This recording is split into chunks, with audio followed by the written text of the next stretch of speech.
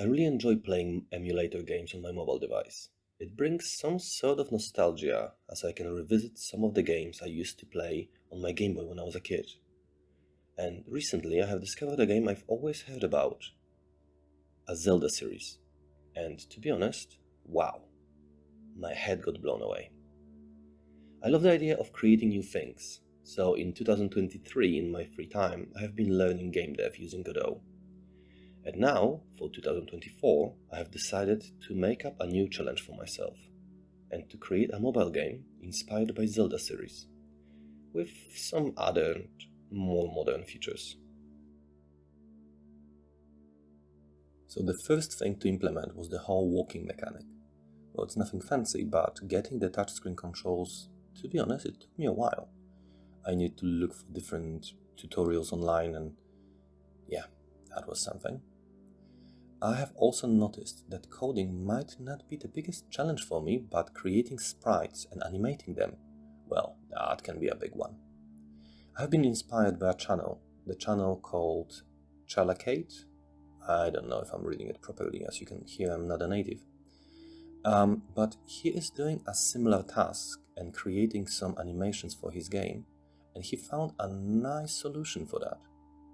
I love his idea, and now, thanks to the fact that I have just diagonal facing sprites, I don't need to draw that much.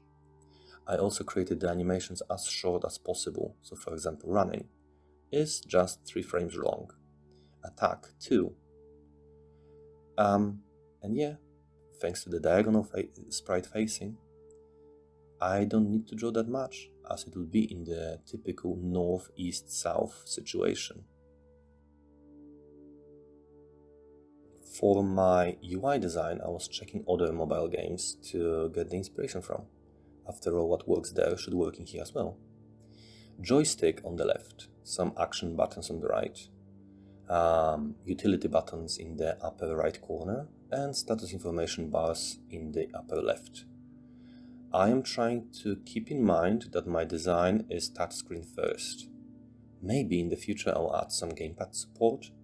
And also in my head, somewhere back, there's this crazy idea that I should also port the whole game to a PC version. Because the first attempts with the development was actually thinking that this is going to end up as a PC version game. So this was the biggest challenge that I faced since I started. I was trying to follow some different videos I found, showing me how to make an inventory system, but I just couldn't get it right.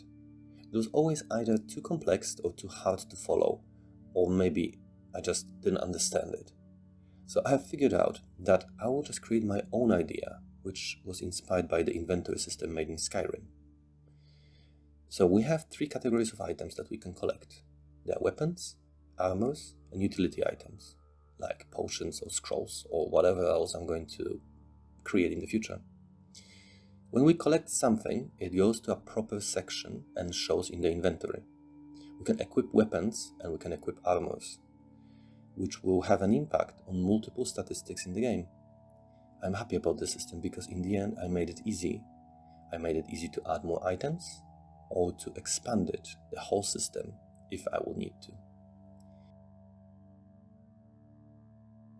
So combat is something I'm going to be facing right now. In the past, I've created a prototype where I was utilizing the idea of enemy chasing us, dealing damage to each other, etc. So I hope it will be a bit easier to swallow, but we'll see.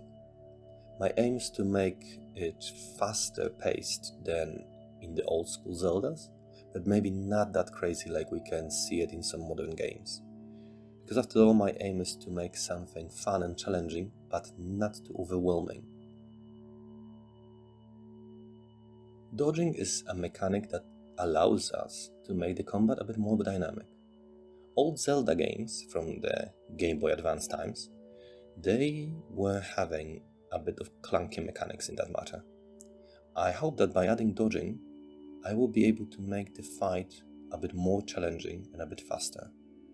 I have faced a bit of a challenge in here, as I was using twins to move my character during the dodging mechanic. And yeah, I think a lot of people who are trying to do it using that functionality have faced the same problem. Suddenly, my character was ending up in the middle of a different character where he should be colliding with it. Luckily, I have fixed that, and now it's working properly. So yeah, that's it. This is my progress of 2 months. I'm happy. I am having my normal, regular job that is taking me 8 hours per day, so I have just limited amount of time for this. But yeah, I think it's something satisfactory. Below you can find the link to my GitHub repository. You can check the code, you can reuse it, you can maybe find some solutions that are needed for your project. So feel free to just click and check it. You can also contact me if you have any doubts. And yeah, thank you for listening, thank you for watching, and see you again.